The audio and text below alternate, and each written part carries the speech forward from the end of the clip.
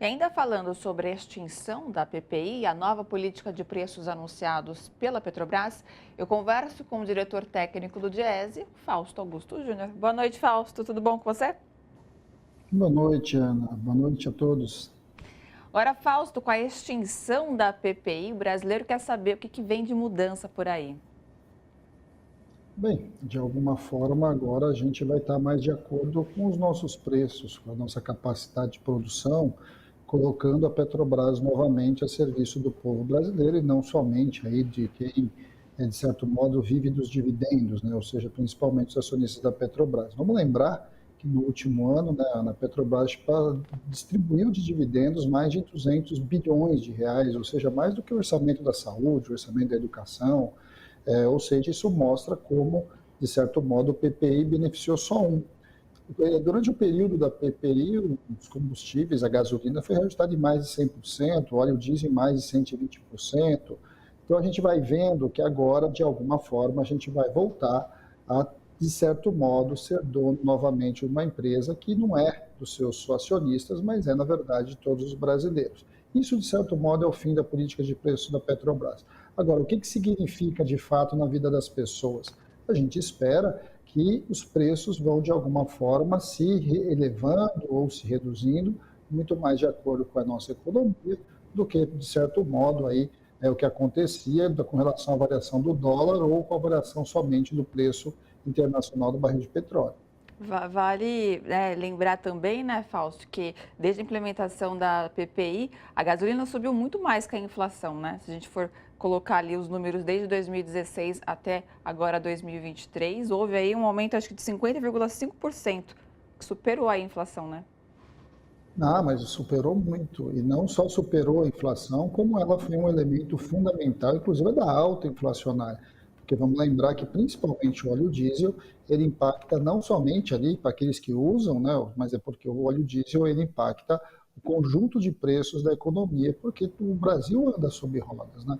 Então, de alguma forma, todos os preços, inclusive os preços de alimentos, que foram os principais elementos aí de elevação da inflação, teve como um dos elementos da sua alta a elevação do preço do óleo diesel. Então é importante que, de alguma forma, agora você pode realinhar os preços dos combustíveis, que vão contribuir, inclusive, para que a gente possa melhor controlar a nossa própria inflação dos demais itens. Agora, Fausto, o modelo anterior, né, no caso a PPI, ela penalizava muito, né, os consumidores e também teve impacto até mesmo no PIB, né, do país ao repassar os custos de importação e a volatilidade internacional, né, para os preços internos.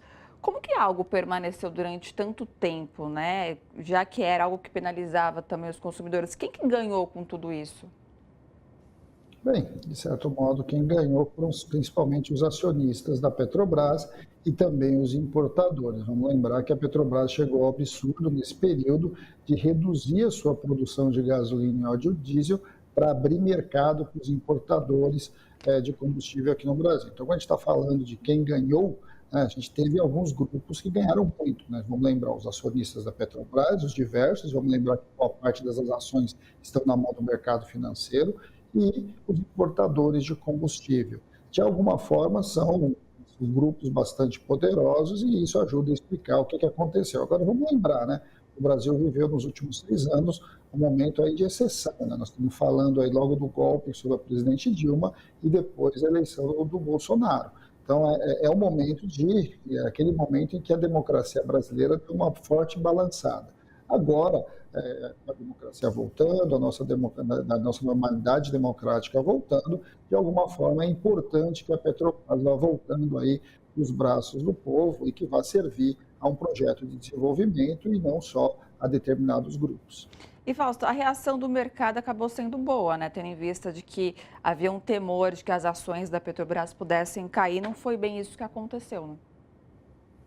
Então, eu acho que para a gente isso é interessante, né, para a gente ver que até aqueles que, de certo modo, estavam muito beneficiados, a gente fala a Faria Lima, ela ficou satisfeita ali, porque, na verdade, não há também na proposta colocada nenhuma interferência política efetiva, não há nenhuma falta de objetividade, ou seja, há razoabilidade na política que está sendo apresentada. O que foi apresentado pelo presidente da Petrobras, e a gente vai ver os detalhes disso mais para frente, é que você, na verdade, vai manter sim a questão do preço internacional do petróleo, a questão do câmbio, a questão de todos os diferentes preços que compõem o mercado de combustível como referência para a definição do preço da Petrobras. O que você não tem mais são as amarras do PPI. Ou seja, você tem sim uma política de preço estruturada. Essa política de preços de combustíveis no Brasil ela é estruturada a partir de elementos muito objetivos da formação do preço da gasolina, do óleo diesel, do gás de cozinha, mas elas não simplesmente não estão vinculadas a simplesmente dois indicadores, que é o preço do petróleo e a taxa de câmbio. Nós estamos falando agora de uma política mais consistente, mais condizente com a realidade, que inclusive vai dar possibilidades da própria Petrobras ampliar o seu investimento, crescer enquanto empresa, e vai sim continuar distribuindo lucros e dividendos para os seus acionistas, mas não vai ser do que nós vimos nos últimos anos que entrou em vigor a PPI. Perfeito, Fausto. Mais uma vez, obrigado pela sua participação aqui de todas as terças-feiras e até a próxima semana. Boa semana para você. Até a próxima, Ana. Que tenhamos boas notícias nos próximos dias como essa. Um grande abraço. Com certeza, precisamos.